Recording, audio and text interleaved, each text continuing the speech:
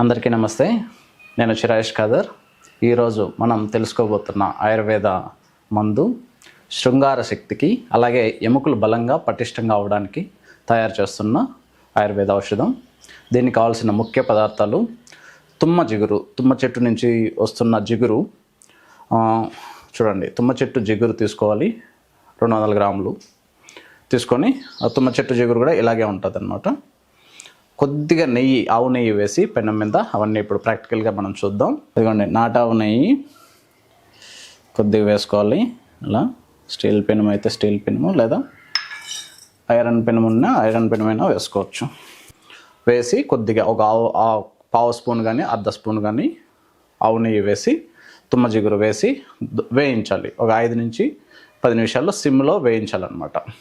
వేయించిన తర్వాత మిక్సీ పట్టించి పక్కన పెట్టుకోవాలి. ఇలా తుమ్మ జిగురు 200 గ్రాములు, అలాగే బూరుగ జిగురు 200 గ్రాములు మీరైనా చేసుకోవచ్చు. అందరూ కూడా బూరుగ జిగురు మనం ఎలా మంచి నాణ్యత ఉండేది తెలుసుకోవాలంటే, ఇలా బూరుగ జిగురు మనం తెచ్చుకొని ఇలా వించితే విరిగిపోతుంది అన్నమాట. చాలా మృదువుగా ఉంటుంది ఇది. చూడండి, ఇలా 2 వేళ్ళతో 2 చేతులతో అలా వించితే విరిగిపోతుంది. అదే తుమ్మ జిగురు అయితే అంత సామాన్యంగా విరగదు, కొద్దిగా గట్టిగా ఉంటుంది, బాగా గట్టిగా ఉంటుంది. ఇది 200 గ్రాములు మంచి నాణ్యమైనది. మనం క్వాలిటీ చూసుకొని తెచ్చుకోవాలి. ఎక్కువ చెక్కలు పేడులు లేకుండా, మన్ను లాంటిది లేకుండా బూరుగ జిగురు.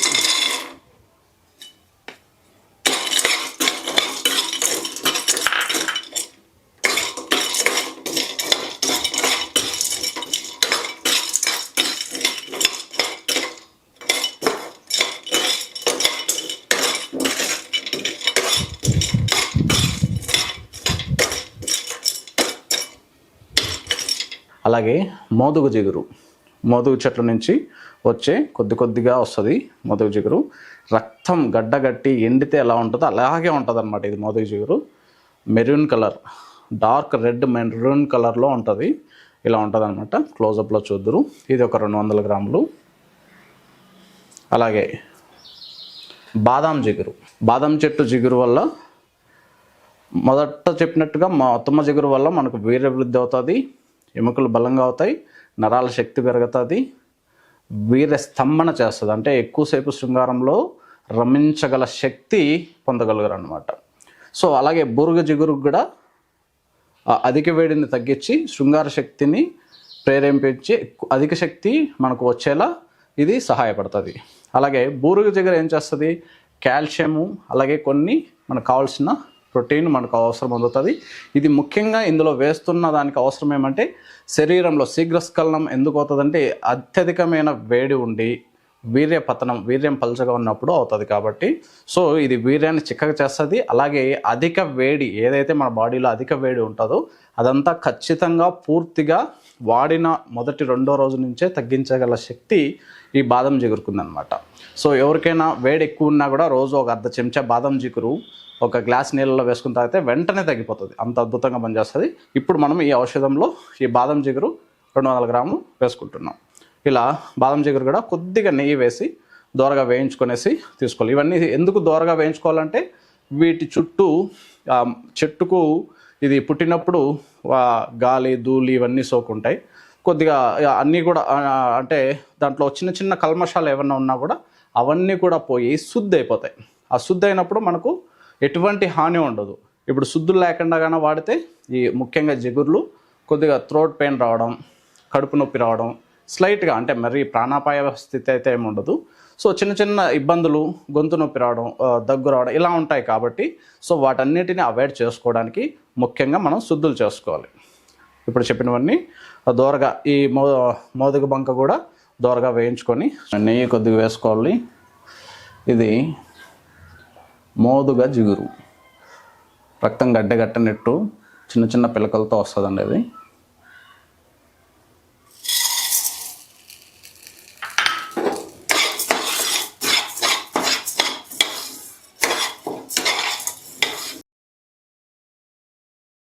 ఇదిగోండి, ఇలా కొద్దిగా బరువు తగ్గుతాయి.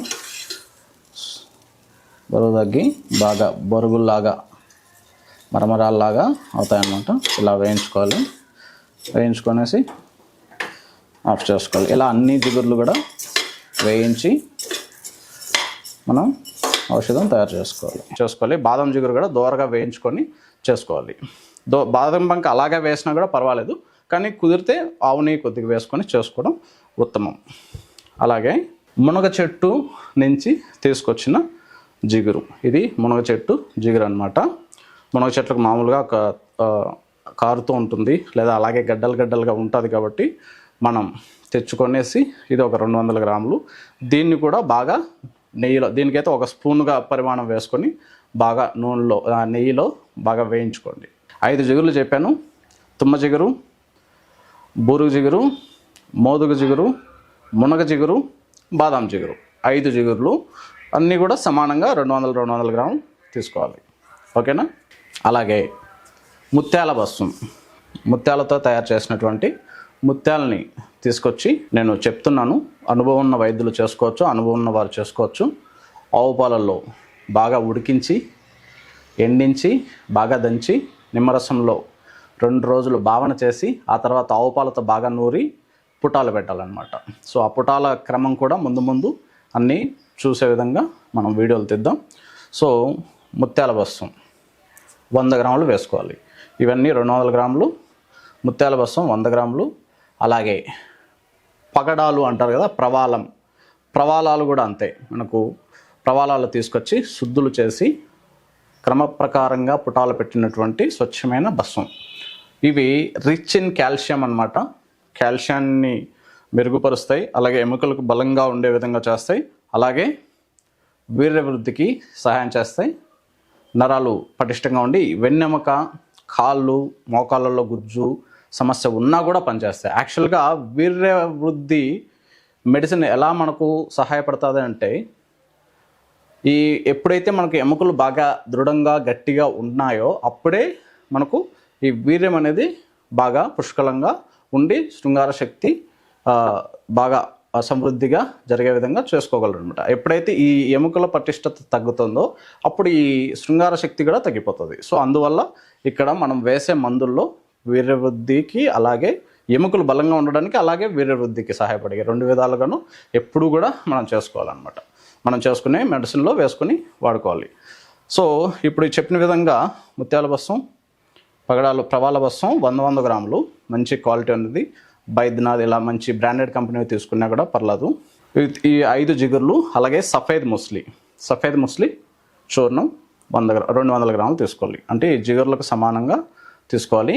ఈ జిగుర్లు ఏవైతే ఉన్నాయో ఇవి అన్నీ కూడా మనం కౌంట్ చేసుకుంటాం. 6 జిగుర్లు 1200 గ్రాములు. ఈ 2 భస్మాలు ఉన్నాయి, ఈ 2 200 గ్రాములు. 1400 గ్రాములు అయితే, 1 కిలో 400 గ్రాములు అయితే కోకిలాక్షాది, తెలుగులో నీరు గొబ్బి గింజలు అంటాం. ఇవి కొద్దిగా నోట్లో వేసుకుంటేనే చీక్లెట్ లాగా, బబుల్ గమ్ లాగా ఉంటుంది.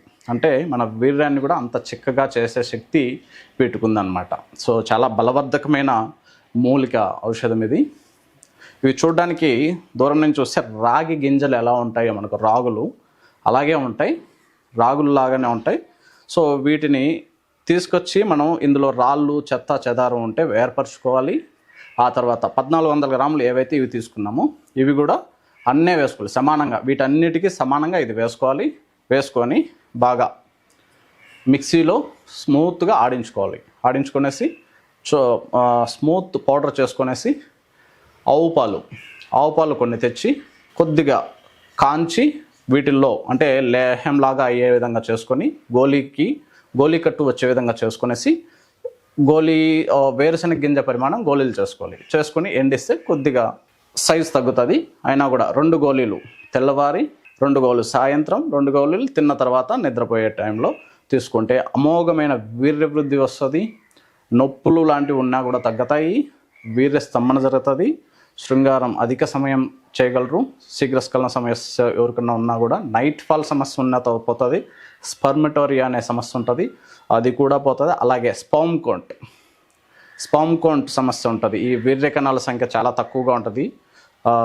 ఎక్కువ స్ట్రెస్ ఎక్కువ ఉంటుందో ఎవరికి ఎక్కువ ఉంటుందో, ఎక్కువగా డిప్రెషన్ ఎక్కువ ఎవరికైతే ఉన్నారో, సరైన పోషకమైన ఆహార పదార్థాలు తీసుకొని వారికి కొంత ఈ వీర్యకణాల సంఖ్య తగ్గి ఉంటుంది. అలాగే నిద్ర ఎవరికైతే సరిగ్గా ఉండదో, ఎక్కువ పని ఒత్తిడి వల్ల సరైన ఆహారం తీసుకోక ఈ నిద్ర సమస్య ఉన్నవారు కానీ, అలాగే ఆహారం సరిగ్గా తీసుకునే వారికి కానీ ఈ వీర్యకణాల సంఖ్య అనేది ఉంటుంది. అలాగే ఎక్కువసేపు మొబైల్ చూడడం వల్ల, ఎక్కువసేపు కంప్యూటర్ చూడడం వల్ల కూడా, ల్యాప్టాప్ చూస్తూ ఉన్నవారికి కూడా ఈ వీర్యకణాలు తక్కువ ఉంటాయి. ఆ వీర్యకణాల వృద్ధి కూడా అమోఘంగా పెంచే శక్తి ఈ ఔషధాలకు ఉన్నది. సహజంగా ఉంది. వీటితో ఎటువంటి సైడ్ ఎఫెక్ట్స్ ఉండవు. ఇంకా సైడ్ బెనిఫిట్స్ ఉంటాయి.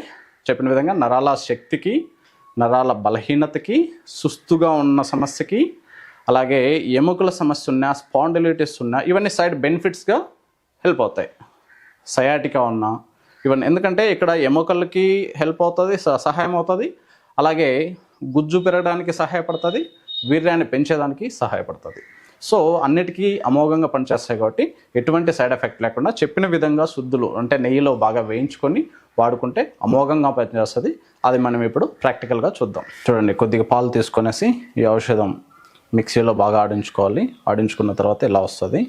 ఇలా వచ్చిన తర్వాత బాగా కలుపుకొని కొద్దిగా శాంపుల్కి ఇప్పుడు చూపిస్తున్నాను. మళ్ళీ లేడీస్ వచ్చి ఇలా చేస్తారనమాట. సో ఇలా కొద్దిగా రేగుపండు గింజ పరిమాణం చేసుకుంటే, ఇది ఎండితే కొద్దిగా పరిమాణం తగ్గుతుంది కాబట్టి అప్పుడు బఠానీ అంతా వస్తుంది, లేదా వేరుశనగ గింజలాగా వస్తుంది అంతే. చూడండి, ఇది మనం కలిపేటప్పుడే మనకు ఐడియా వస్తుంది వీర్యం ఎంత బాగా మనకు పెరుగుతుంది, వీర్యం ఎంత సమృద్ధిగా మనకు లభిస్తుంది అనేసి ఈ మందు కలిపేటప్పుడే మనకు తెలుస్తుంది అన్నమాట.